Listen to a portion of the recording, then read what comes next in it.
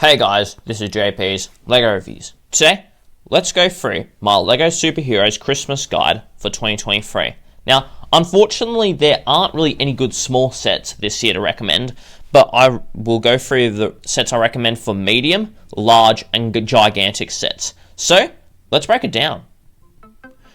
Firstly, with medium sets, we have the Hulkbuster Battle of Wakanda, or Wakanda. Now, what's so good about this set, firstly, is it's a decent price at $80 Australian dollars and $50 US dollars, and the other main good thing about this is it's actually a decent Hulkbuster. Now, when it comes to Hulkbusters, they're usually quite mediocre. The last two quote-unquote UCS Hulkbusters, the one in 2018 and the one in 2022, are just terrible. They're not good Hulkbusters, but this is actually a decently built Hulkbuster. We also get a Bruce Banner minifigure, two Outriders, and a Wakandan, which they're pretty okay minifigures.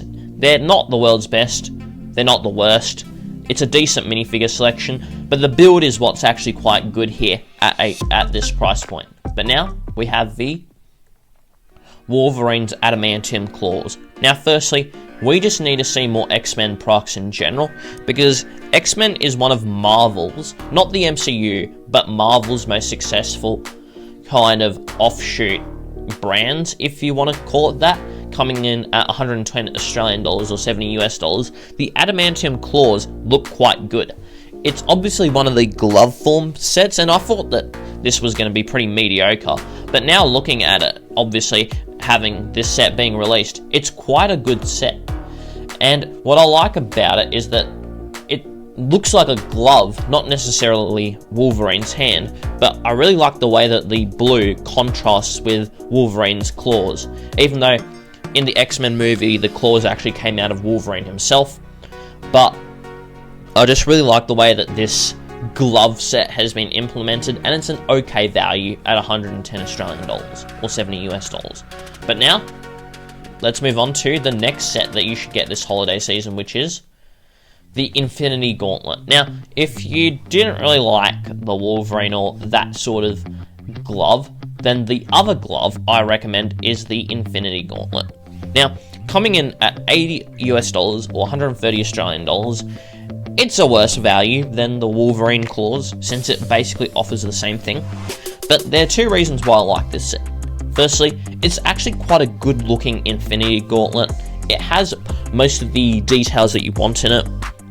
You have all the 6 stones, and you just have the overall representation of the glove, which is actually pretty accurate. But more importantly, this set is also a really fun set to look at because of how much gold and chrome that this has. It's a shiny set. Now, it's not as shiny in real life, but it still does have a shine. It's maybe, I guess, 50% gold or maybe 60% shiny, 40% dark tan. I reckon that's roughly the ratio. But it's a good set, it's a fun set to build, and it's just really fun seeing all the gold bits come together. But the one thing I would recommend about this set before you purchase it is please try and get it on a discount, because the price it is now is just not okay. It's just too expensive, and it's not worth the money. But I would recommend you getting it at maybe 20% off, then this is a great buy. But now, let's move on to the large sets. The first large set I would recommend is the Spider-Man Final Battle at 110 US dollars or 170 Australian dollars. Now, the main two good things about this set are the Statue of Liberty build, as well as the minifigure selection. The minifigure selection is flawless. It's an awesome minifigure selection. You get all 3 different versions of Spider-Man, which is awesome to see. You get Green Goblin, Electro, Doc Ock, Doctor Strange, Ned, MJ. Like, you get really the whole set of minifigures you really want to see. And the minifigure selection probably is the best thing about this set. I really enjoyed the No Way Home movie. It's probably the only post-Phase 3 movie that, or really maybe even film, that they've come out with that I've seriously enjoyed. It's a good movie. And I really like the way the Statue of Liberty with the scaffolding looks as well. It's a very unique build, but it's also really good. The only complaint I do have about this, I actually have two slight ones. The price, I definitely recommend you buy this on sale because it is a little bit expensive for what it is, but I really don't like the way that they put it on this black sort of plate. It makes it look weird, and I would have preferred it just being kind of more like an empty skeleton of the build, since it would have looked better. But apart from that, it's still a great set. And the next set I recommend for this holiday season is the Guardian ship, coming in at 250 Australian dollars or 160 US dollars. This set is a great mix between a playset and a display set. The reason why is because this set actually has a lot more to it than you expect. There's almost 2,000 pieces in here, which is a lot. You get 6 minifigures with 4 Guardians of the Galaxy minifigures, a Chitauri, and 4. But what I like about this set so much is it really blends the displayability and the playability of this set. There's interior functions, there's plenty of space for minifigures to move around, and I would say it's quite a swooshable design. Like, you probably can actually play with this set. But what I like about this set is it's very displayable. It comes with a display stand, and as a display set, this set looks fantastic. The orange and grey pop, it's a great colour combination, but it also, the build itself looks realistic to the ship in the Infinity War / Endgame movies, and overall, it's a great build, coming in at a decent price, especially considering how much is there. But now, let's move on to the gigantic sets. The first gigantic set we have is the Tumbler from the Dark Knight, coming in at 400 Australian dollars or 270 US dollars. Now, for any Dark Knight fan, this is a must buy if you don't have the original Tumbler. It's an awesome looking Tumbler set. But what makes the Tumbler so special?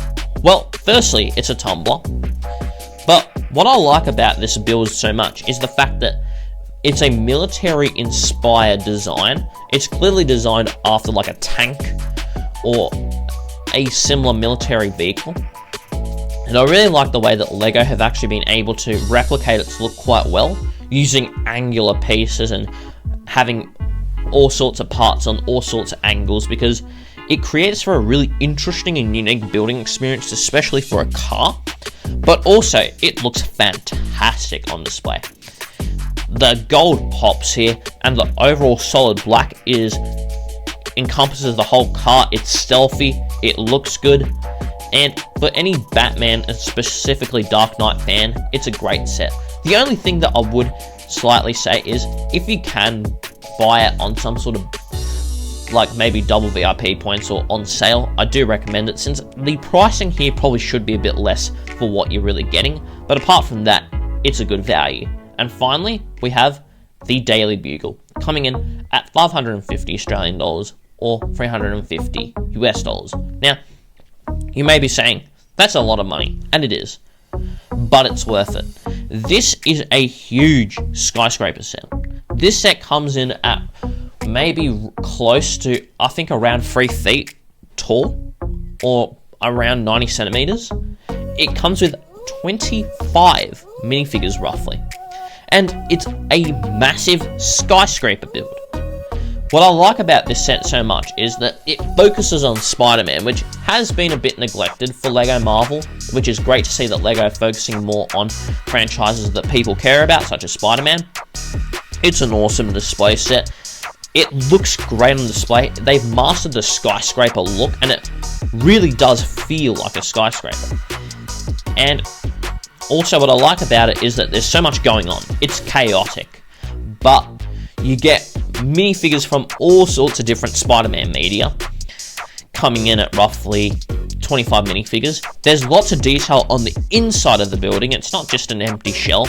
There's a lot of detail within the set itself, which is great to see. And overall, it's a very good set that came out in 2021. And honestly, there's not too many great LEGO big sets these days, simply because a lot of them are boring or there's something wrong with it. But this is an absolutely awesome set that any LEGO Marvel fan should buy, and I highly recommend this set if you want to get it for the holiday season. And apart from that, that's it. I want to thank you so much for watching. If you enjoyed the video, please smash the like button. If you want to see more content just like this, please subscribe. Hope you guys have a super day. and keep building.